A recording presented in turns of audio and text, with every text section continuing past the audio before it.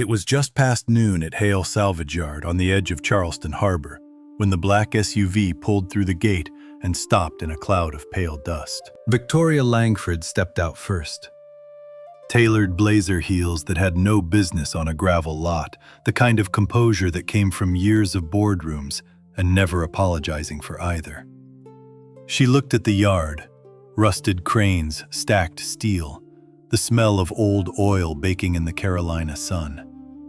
And then she looked at the man walking toward her, in a worn work shirt and safety gloves, grease dark under his fingernails. She didn't let him speak. "Go back to your scrapyard," she said, loud enough for her assistant and the two city officials behind her to hear. "This isn't the place for someone like you." Marcus Hale didn't argue. He bent down, picked up the glove he'd dropped, and turned back toward the crane, like a man who had learned not to waste words on people who had already decided. Then a Navy vehicle rolled through the gate. A rear admiral stepped out, walked past Victoria without a glance, and stopped in front of Marcus. "Captain Hale," he said. "If you're the kind of person who believes that quiet people sometimes carry the loudest stories, you're going to want to stay until the end of this one. Subscribe so you don't miss the next story." Marcus Hale woke up every morning at 5:15, made 2 lunches, one for Lily, one for himself, and had the yard open before the sun cleared the tree line.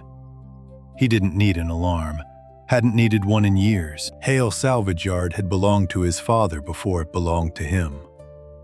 40 years of marine salvage scrap metal and equipment repair packed into 3 acres of gravel, steel, and machine grease on the edge of Charleston Harbor. From the outside, it looked like a place where things went to be forgotten. Inside, it was the opposite.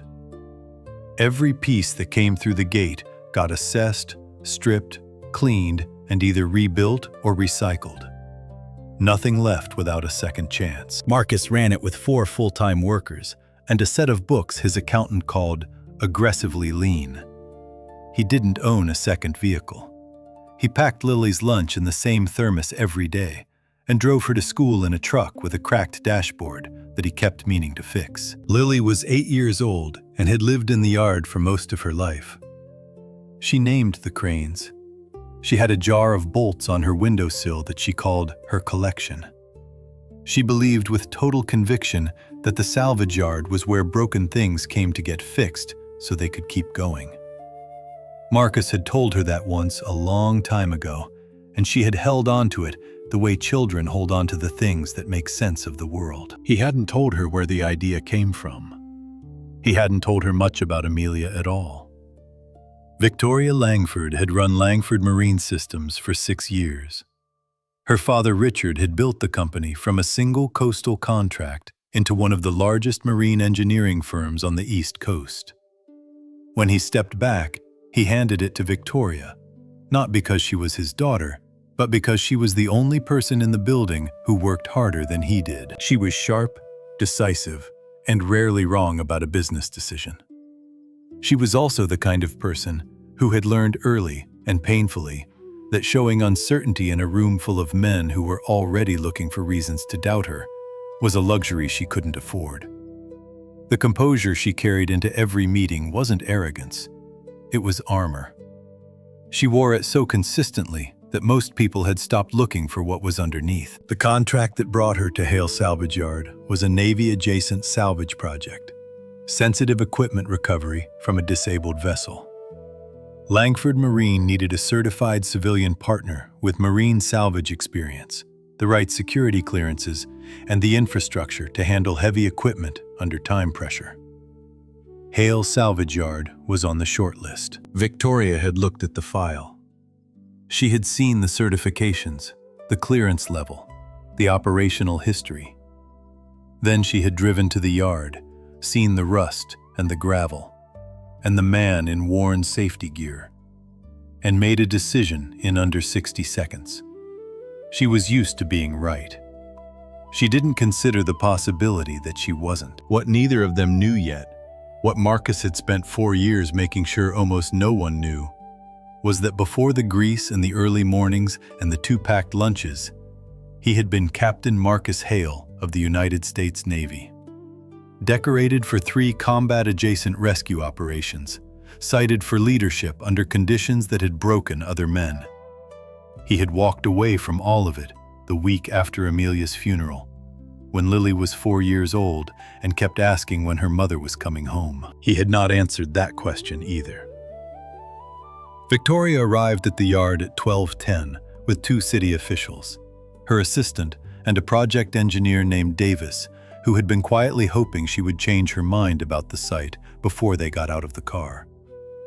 She hadn't. Marcus came to meet them at the gate. He had taken off his outer work gloves, which was the closest thing to a formal gesture the situation called for.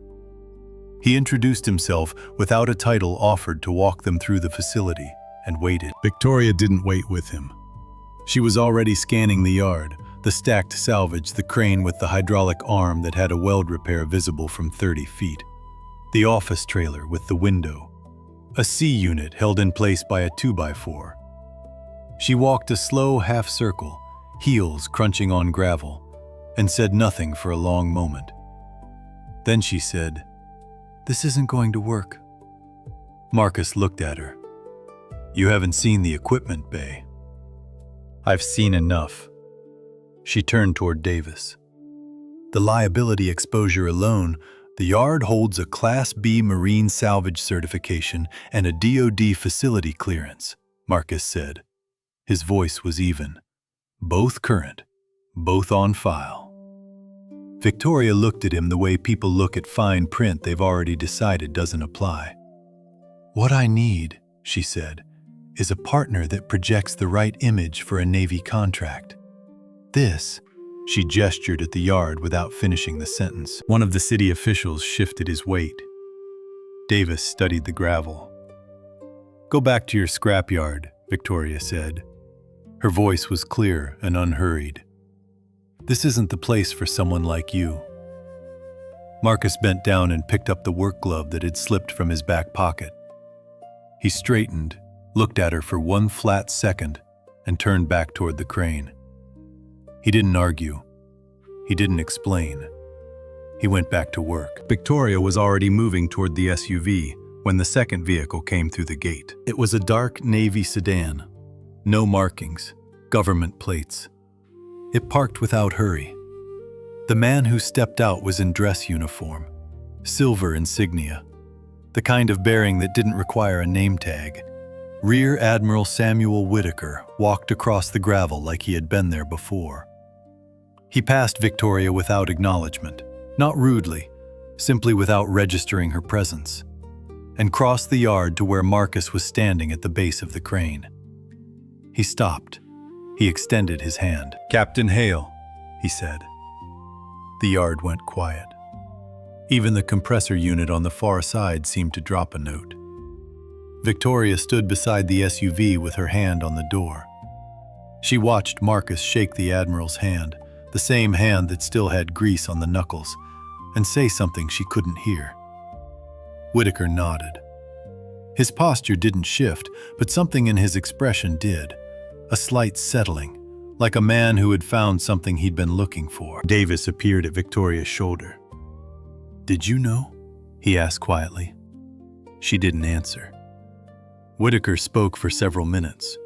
Victoria caught fragments. Vessel recovery, civilian, partner, clearance level 4. No one else on the East Coast with your background. And then one sentence that carried across the yard without effort. "You saved 12 men in that storm, Marcus. Richard Langford was one of them." Victoria's hand came off the door handle. She stood very still in the Carolina sun and did not move for a long time. She called her father from the parking lot of a gas station 2 miles from the yard. She didn't go back to the office first. She didn't draft talking points or decide in advance what she was going to say. She just pulled over and dialed. Richard Langford answered on the second ring. He was 71, semi-retired, and still kept a marine radio in his study, tuned to the harbor frequency out of habit. "The salvage yard on Meridian," she said. Hale Salvage. Marcus Hale. A pause. What about it? The Admiral said he saved 12 men in a storm. He said you were one of them. There was a long silence. When Richard spoke again, his voice had changed in a way Victoria hadn't heard in years. Where did you meet Marcus Hale? She told him. All of it. The yard, the assessment, what she'd said. She didn't soften any of it. Her father was quiet for a moment. Then he said, his wife's name was Amelia. She was a Navy flight nurse. She died in a helicopter crash when their daughter was 4 years old. He paused. Do you know why Marcus never accepted the commendation after the storm rescue? Victoria said she didn't. Because he said the only person he'd wanted to bring home wasn't on the boat. Richard exhaled slowly. Victoria, what exactly did you say to him? She didn't answer that. She went back the next morning. She brought coffee, a thermos of dark roast, no sugar, the kind her father had mentioned Marcus used to drink on watch. It was not a grand gesture, she knew that. She brought it anyway, because she needed something to hold. Marcus was under the hydraulic arm of the crane when she arrived, on his back on a creeper board, a wrench in one hand. He heard her boots on the gravel and slid out without rushing. He looked at the thermos, then at her. I owe you an apology, Victoria said. Not a qualified one, not a business apology. She held his gaze. I was wrong about what I saw here, and I was wrong about how I spoke to you. I'm sorry. Marcus looked at her for a long moment. Then he took the thermos. He didn't say it was fine. He didn't say he'd forgotten it. He just unscrewed the cap, poured a cup, and said, She's around back if you want to say hello. Lily was sitting on an overturned equipment crate behind the main building, sorting through a coffee can full of salvaged hardware. She looked up when Victoria came around the corner and assessed her with the frank, unhurried attention of a child who had not yet learned to pretend otherwise. You're dressed wrong for the yard, Lily said. I know, Victoria said. Lily considered this acceptable. She reached into the coffee can and pulled out a small spiral of copper wire. This one used to be part of a ship radio, she said. Dad said the ship sank, but the radio still worked until the water got in. She turned it over in her fingers.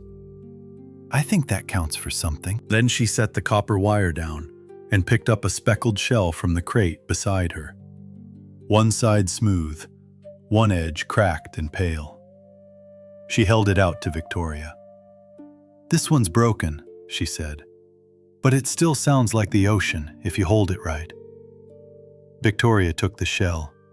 She held it the way Lily had shown her, cupped close to her ear. She could hear it. That evening, back in her office, Victoria opened the file on Harbor Renaissance for the first time.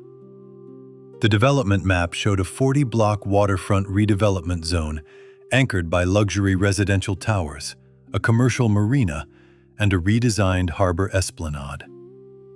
The project was backed by Councilman Grant Voss, who had been quietly assembling land parcels along the southern harbor edge for the better part of 2 years. At the center of the acquisition map, circled in the project's master plan, was a 3-acre parcel on Meridian Street. Hale Salvage Yard.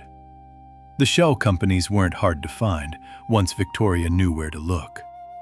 It took her 2 days, a corporate filings database, and a conversation with a real estate attorney she trusted to tell her things she didn't want to hear. Grant Voss had been buying up parcels along the southern harbor edge since the previous spring. Not under his own name, not under any name that appeared in public records tied to him. A holding company called Tidewater Partners LLC. A development entity registered in Delaware called Harbor Edge Capital. A third shell, Blue Meridian Holdings, that had filed a quiet title action on a narrow strip of land adjacent to the salvage yard 8 months ago, then withdrawn it without explanation. Every parcel connected. Every parcel pointed inward toward the same center. Hale Salvage Yard was the keystone. Without it, the harbor Renaissance footprint didn't work. The residential tower placement, the marina access, the Esplanade corridor, all of it depended on absorbing the Meridian Street parcel. Voss needed that land, and the cleanest way to get it, short of a willing seller, was to make the land a liability. Get it flagged for environmental review, push through a zoning reclassification, make it expensive enough, complicated enough, embarrassing enough, that holding on became harder than letting go. What Victoria didn't yet know was that Grant Voss's interest in the property ran deeper than profit. His older brother, Thomas Voss, had lost everything: his company, his reputation, his standing, after a Navy investigation into a maintenance fraud case. The man who had filed the original discrepancy report that triggered that investigation was Marcus Hale. For Grant Voss, the land wasn't just a development opportunity. It was the last move in a long game of erasure. The first op-ed appeared in the Charleston Courier 3 days after Victoria started pulling records. It ran under a civic advocacy byline, but the language was too polished, too legally precise to be amateur. It described the salvage yard as a legacy industrial site in need of modernization, cited unverified soil contamination concerns, and called for the city to exercise its responsibility to the waterfront community. Marcus hadn't called her. She drove to the yard. She found him in the equipment bay, rebuilding a hydraulic pump with a concentration that made it clear he was aware she was there, and had decided to finish the bolt he was on before acknowledging it. She waited. He set the wrench down. "I know about the op-ed," he said. "How long have you known about Voss?" "Long enough." "Marcus, I know what he wants." He picked up a rag and wiped his hands. "I've known for about 8 months, since the Blue Meridian filing." Victoria stared at him. "And you didn't?" "Do what?" He turned around. His voice wasn't sharp.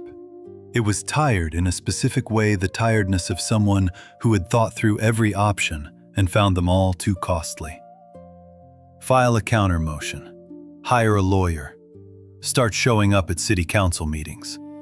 He set the rag down. "Lily has a good school. This yard is stable. The moment I start fighting a public land dispute, I'm not a salvage operator anymore. I'm a story. And Lily becomes part of that story. She becomes part of it anyway if you lose the yard." He looked at her. He didn't answer. "I want to help," Victoria said. "You want to fix something," Marcus said. "That's not the same thing." He wasn't wrong. She knew he wasn't wrong. But she also knew that the difference he was describing between wanting to fix and wanting to help was something she was still working out. She left the yard without a resolution. But she didn't drop the file. What she found next came from a source she hadn't expected. His name was Daniel Cross, retired Navy Chief Petty Officer, 22 years of service. He had worked under Marcus for the last 4 of those years, and he had kept a copy of a document he was never supposed to keep. He called Victoria on a Tuesday evening. He said he had seen the op-ed. He said he thought she should know why Grant Voss wasn't just a developer who wanted a piece of waterfront property. "This goes back further than the land," he said. Daniel Cross met her at a diner on the north side of the harbor, a booth in the back. Coffee he didn't touch. He was a compact man in his late 50s with the kind of stillness that came from years of working in close quarters on moving vessels. He set a manila envelope on the table between them and kept his hand on it for a moment before sliding it across. "I made that copy 7 years ago," he said. "I wasn't supposed to. I did it anyway because I had a feeling the original was going to disappear." Inside the envelope was a partial audit report, 43 pages, some sections redacted, stamped with a classification level that had since been downgraded. Victoria read the summary page twice. The audit concerned a Navy maintenance contractor called Coastal Aero Services, which had held a helicopter servicing contract for a southeastern naval air station for 11 years. The audit found systematic falsification of maintenance logs across a fleet of 14 rotary aircraft. Inspections recorded as completed had not been completed. Parts flagged for replacement had been logged as replaced and had not been replaced. The falsification had been ongoing for at least 3 years before the audit. The owner and operator of Coastal Aero Services was a man named Thomas Voss, Grant Voss's older brother. Marcus wrote the initial discrepancy report, Cross said. He flagged the maintenance irregularities during a routine equipment check before a deployment. Nobody wanted to hear it. He pushed anyway. The audit happened because of him. Victoria looked up from the pages. And the classification came after one of the aircraft went down. Cross wrapped both hands around his coffee cup. Search and rescue mission, 12 miles offshore. The investigation linked the crash to a faulty tail rotor assembly that should have been replaced 8 months earlier. The report was classified because the aircraft was operating under a program the Navy didn't want publicly connected to a contractor fraud case. Victoria set the papers down carefully. Who was on the flight? Cross looked at her. 3 crew, the pilot, a rescue swimmer, and a flight nurse. The diner was quiet around them.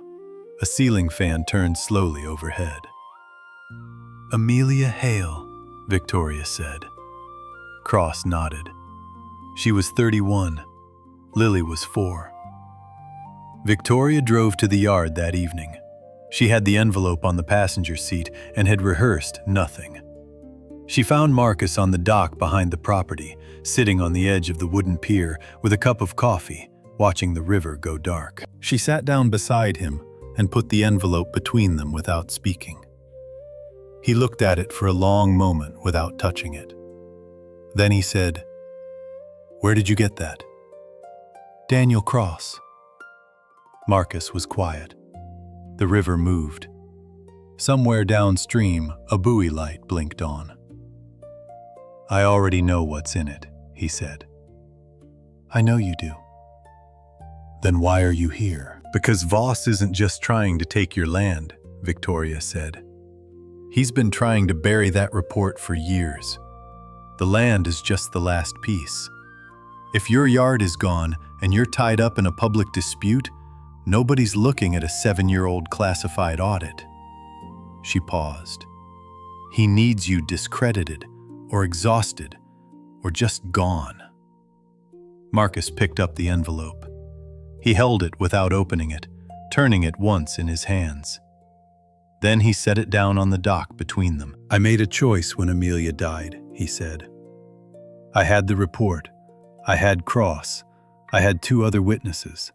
I could have fought it." He looked at the river. Lily was 4 years old. She'd just lost her mother. I decided she wasn't going to lose her father to a federal investigation for the next 3 years, while lawyers argued about classification levels.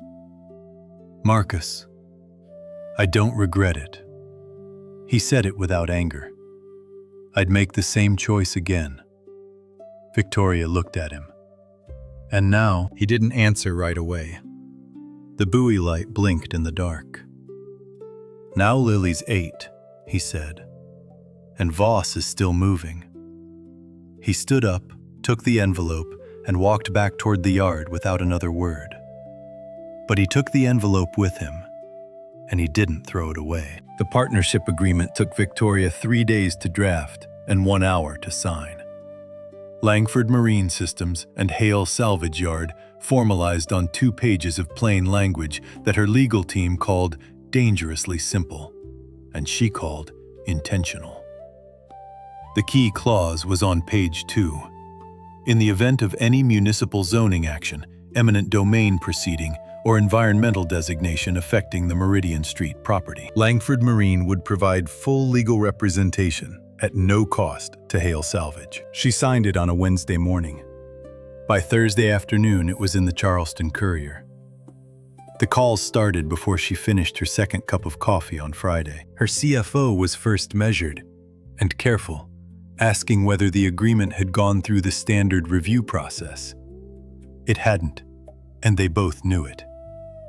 Her head of legal was next, less measured, asking what the liability exposure looked like if the yard turned up actual soil contamination. Then came the call she had been expecting most.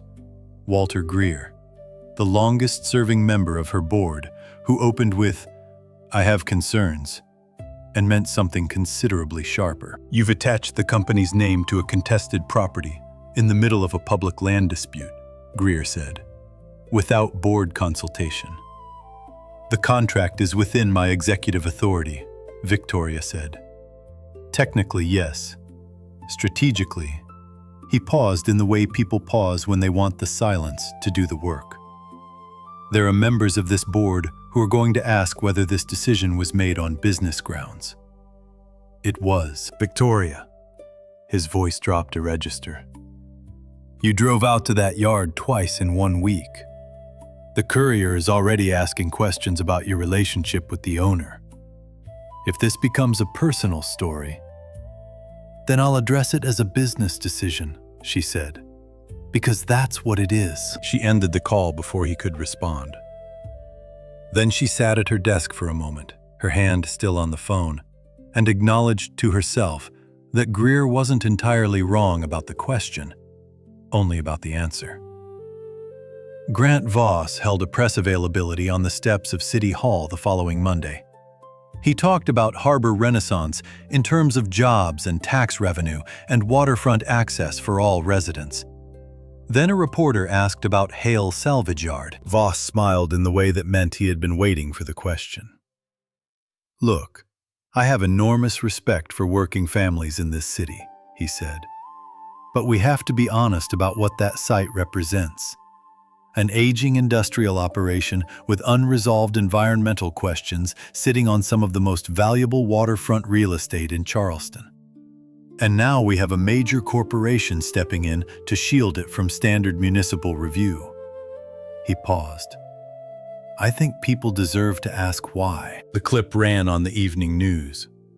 By the next morning, it had spread widely enough that Victoria's communications director sent her a single-line email. "We need to talk about your public posture on this." She went to the yard that evening anyway. Lily met her at the gate, which had become a habit without anyone deciding it should be. The girl fell into step beside her, talking about a bronze propeller shaft that had come in that afternoon from a decommissioned research vessel. Later, while Marcus was inside finishing paperwork, Lily led Victoria out to the wooden dock behind the property. She pointed to the old anchor mounted on a post at the end of the pier, its iron surface thick with rust and salt. "Dad says Mom used to sit out here," Lily said. She wasn't looking at Victoria. She was looking at the river. "He doesn't say it a lot, but sometimes, when we're out here, he gets quiet in a different way than his regular quiet." "What's his regular quiet like?" Victoria asked. Lily thought about it seriously. "Like he's thinking," she said. "The other one is like he's remembering." Marcus appeared at the back door of the office a few minutes later. He stood there watching the two of them on the dock, Lily still talking, Victoria still listening, the river dark and moving behind them. He went back inside without saying anything. But something in his face had shifted, a tightening and then a slow release, like a knot that had been pulled too long, finally losing a degree of tension. He was not ready to trust it, but he noticed it. The city council hearing was scheduled for a Thursday evening in the main chamber of Charleston's municipal building, a room with fluorescent lighting, tiered seating, and the particular atmosphere of a place where decisions that affected real people were made by people who would not be affected by them. The agenda item was a preliminary vote on rezoning designation for the Southern Harbor Corridor. Everyone in the room understood what that meant. Victoria arrived early with her legal team. Marcus arrived alone in a clean shirt and sat 2 rows behind her without explanation. Lily was with a neighbor. He had not told her where he was going. The chamber filled steadily. Harbor Renaissance had organized Well Business Association representatives, 2 neighborhood groups from the north end of the waterfront, a handful of residents who genuinely believed the development would improve their property values. They sat on the left side of the room. On the right were a smaller group, yard workers, a few harbor contractors.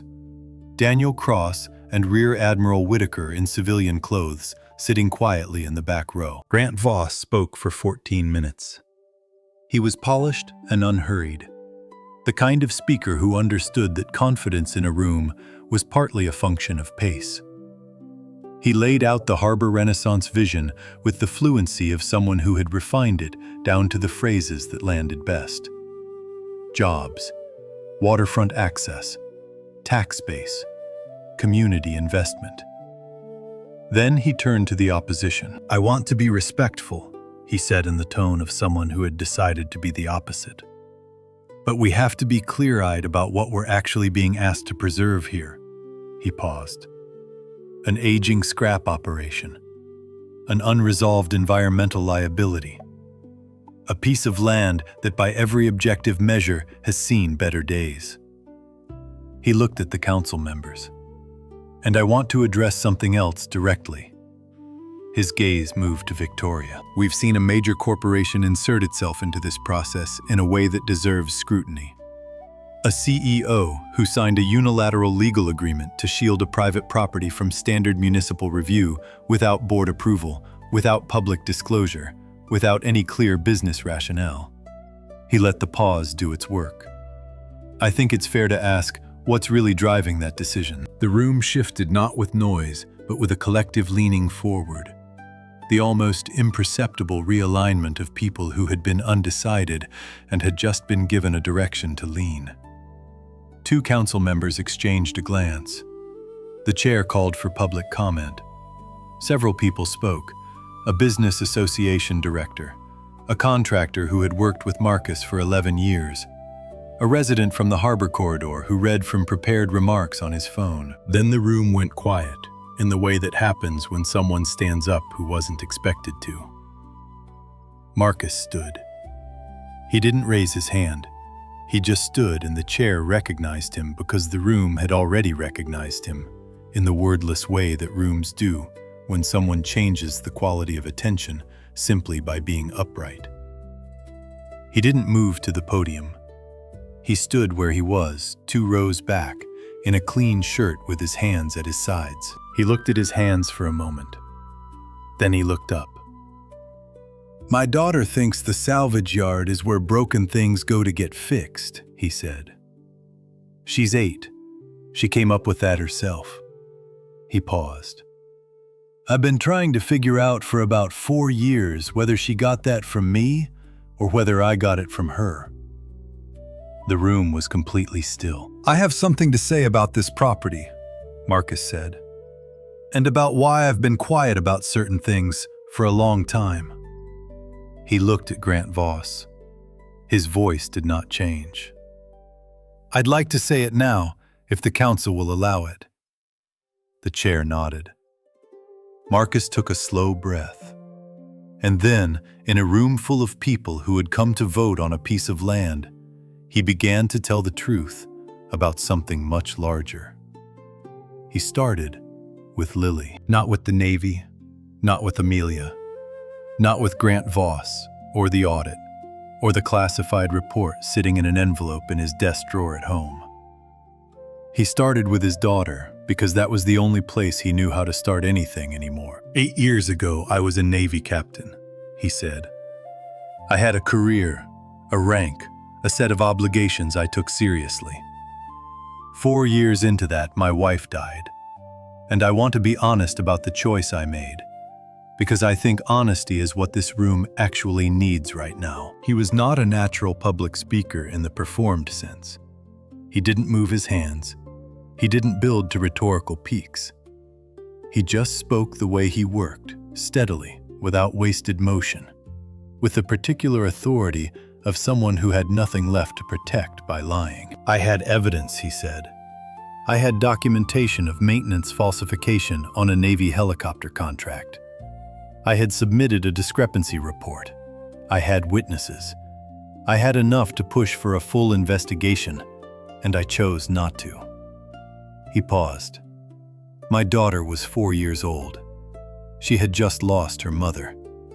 I decided that what she needed was a father who came home every day, not a father who spent the next 3 years in federal proceedings while lawyers argued about classification levels. The chamber was quiet in a way that fluorescent-lit rooms rarely are.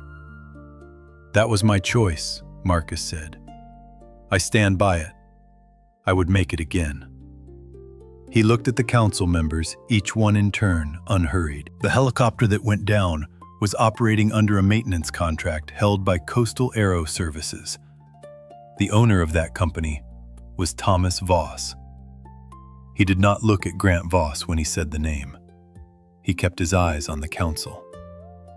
The crash was linked to a tail rotor assembly that should have been replaced 8 months before the flight. That finding is in a classified audit report that was classified after the crash, not before. The audit exists because I filed the original discrepancy report. He paused. My wife was the flight nurse on that mission. Her name was Amelia Hale. She was 31 years old. Somewhere in the back of the room, a chair shifted. Nothing else moved. I am not standing up here tonight to relitigate a 7-year-old investigation, Marcus said. I'm not asking for anything to be reopened, and I'm not asking this council to rule on something outside its jurisdiction. He finally looked at Grant Voss. His voice stayed level and clear, the voice of a man who had decided that whatever this cost him, the cost of silence was higher. What I am saying is that the man who wants this council to vote against my property tonight has spent 7 years trying to discredit and displace the one person who documented what his brother did. That is what Harbor Renaissance is. That is what this vote is. He turned back to the council. My daughter is 8 years old, he said. She has grown up in that yard. She knows the name of every crane, and she believes with complete sincerity that broken things deserve a second chance. He stopped. Let the room stay still for a moment. I built that yard into something that holds a DoD facility clearance, a Class B Marine salvage certification, and an operational record that the United States Navy has seen fit to rely on. I did that while raising a child alone, and while keeping quiet about things I had every right to be loud about. He picked up his jacket from the back of the chair. I'm not asking this council for sympathy, he said. I'm asking for a fair vote. And I'm asking Grant Voss in front of this room and this city to stop using the machinery of civic development to finish what his brother started. He sat down. The room did not applaud. It did something quieter and more complete. It absorbed what it had heard, the way a room does when the things said in it cannot be unsaid. In the back row, Rear Admiral Whitaker looked straight ahead, his jaw set, his eyes still. Victoria looked at her hands on the table. They were completely steady. She had not expected that. The council chair called a recess 20 minutes after Marcus sat down. It lasted 45 minutes. When the members returned, the chair announced that the rezoning vote would be tabled pending a review of newly surfaced documentation related to the project's background.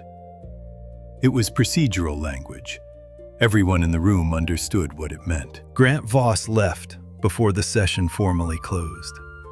His communications director issued a statement that evening, citing personal and family obligations requiring his full attention. It was the kind of statement that answered nothing and confirmed everything. Daniel Cross was waiting in the hallway when Marcus walked out. The two men stood together for a moment without speaking. Then Cross extended his hand, and Marcus shook it, the kind of handshake that closes something that has been open too long. What followed over the next 3 weeks moved the way these things move, when the pressure behind them has been building for years, faster than expected, and then all at once. Victoria's legal team filed a formal complaint with the City Ethics Board, citing the shell company structure behind Harbor Renaissance and its relationship to the councilman sponsoring the rezoning. The filing included the corporate records, the timeline of parcel acquisitions, and a memo from her attorney laying out the coordination between Tidewater Partners, Harbor Edge Capital, and Blue Meridian Holdings in plain language that anyone could follow. The Charleston Courier published a full reconstruction of the shell company network 2 days later. The graphic ran across the top of the front page. A web of LLCs converging on a single 3-acre parcel on Meridian Street. The story was picked up regionally by the following afternoon. Rear Admiral Whitaker submitted a written statement to the Ethics Board confirming the existence of the 2017 audit and its findings, noting that the classification level had been downgraded 18 months prior and that the documentation was available for review. He did not characterize Marcus's original discrepancy report in terms of heroism or sacrifice. He stated the facts as they were, that Captain Hale had identified a maintenance irregularity, filed the appropriate report through proper channels, and done so under conditions that had discouraged others from doing the same. The Ethics Board opened a formal inquiry into Grant Voss's conduct within the week. 3 of his allied council members quietly withdrew their co-sponsorship of the Harbor Renaissance proposal. By the end of the month, Voss resigned his seat. The statement cited his family. No one who had been in that council chamber believed it. Marcus accepted a civilian advisory role with the Navy's Salvage and Rescue Division 2 weeks after the hearing. The terms were his no uniform, no deployment beyond a day's drive from Charleston, consultation only, and the yard stayed operational under his name. He signed the agreement at the kitchen table while Lily was at school, then folded it into the same drawer where he kept Amelia's photograph and the first drawing Lily had ever made of the salvage yard. A crayon rendering of the crane she had named after a character from a book she'd loved at age 5. Langford Marine and Hale Salvage formalized their partnership the same week. The contract ran to 11 pages. There was a subclause that had not been in the original draft, added by Victoria at the last revision. A named educational fund administered through Langford Marine's charitable foundation, designated for the children of Navy families, with a preference for dependents of service members lost in line of duty. The fund was called the Lily Amelia Hale Scholarship. Victoria had not told Marcus she was adding it. He found out when he read the final contract. He read that page twice. Then he set the contract down on the kitchen table and sat with it for a long moment before picking up the pen. He signed it without comment. But when he slid it back across the table, his hand rested on that page for just a moment longer than necessary. Amelia Hale's name was in a document that would be renewed every year as long as the partnership held. It would hold. The yard went back to being the yard. The compressor ran in the mornings. The crane moved steel in long, deliberate arcs. The smell of hot metal and salt air settled back over the property like it had never left, because it hadn't. It had just been harder to notice during the weeks when everything else was louder. Marcus replaced the 2x4 holding up the office window AC unit. He had been meaning to do it for 2 years. He did it on a Saturday morning while Lily sat on the equipment crate outside and read aloud from a book about ocean engineering that Victoria had left on the kitchen counter. The week before, apparently by accident, in the way that people leave things they mean to leave. Lily was on chapter 4. Victoria came back to the yard the way she had learned to come back. Without announcement, without agenda, without the armor she wore everywhere else. She brought coffee. She learned where things went in the kitchen. She rinsed dishes without being asked and set them in the rack the way Marcus set them, handle side up. which she had noticed without meaning to notice. She put the cracked shell on the windowsill above the kitchen sink, the one Lily had given her on that first morning, the one with the broken edge and the sound of the ocean still inside it. It looked right there. She didn't move it. Marcus watched all of this with the careful attention of a man who had learned not to trust good things too quickly, because good things had a history of requiring something from him that he wasn't always sure he had left. But he watched. And he didn't ask her to stop. One evening, he came into the kitchen to find Victoria helping Lily with a school project on tidal patterns. The two of them bent over a hand-drawn diagram at the kitchen table, Lily explaining something about current direction with the focused authority of a person who had already decided she was right. Marcus stood in the doorway for a moment. Then he poured himself a cup of coffee and sat down at the table with them without saying anything. Lily didn't look up. Victoria glanced at him once briefly and then looked back at the diagram. It was the most ordinary thing that had happened in that kitchen in 4 years. On a Thursday evening in late October, Victoria came back to find Marcus on the wooden dock behind the property, teaching Lily to tie a bowline knot with a length of dock line. The light was going amber over the river, the kind of late afternoon light that makes everything look like it has already been remembered. Lily mastered the knot on the 4th attempt, announced this loudly, and immediately ran to the edge of the dock to look for shells in the shallows below. Marcus and Victoria stood side by side, watching the river. "You told me to go back to my scrapyard," he said. Victoria looked at him. "I did. First thing you ever said to me." "I know." She paused. "I've thought about that." "So have I," Marcus said.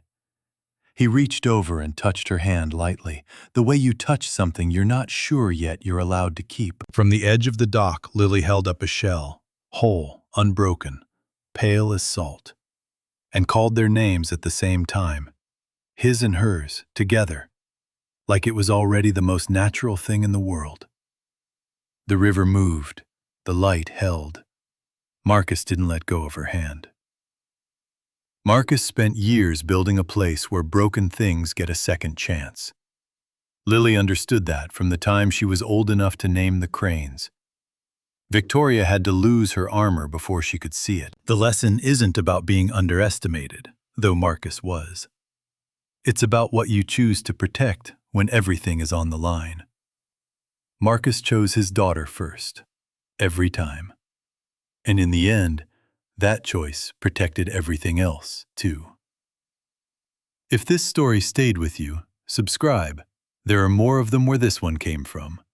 New story every week, same promise. Real characters, real stakes, and something worth carrying with you when it's done.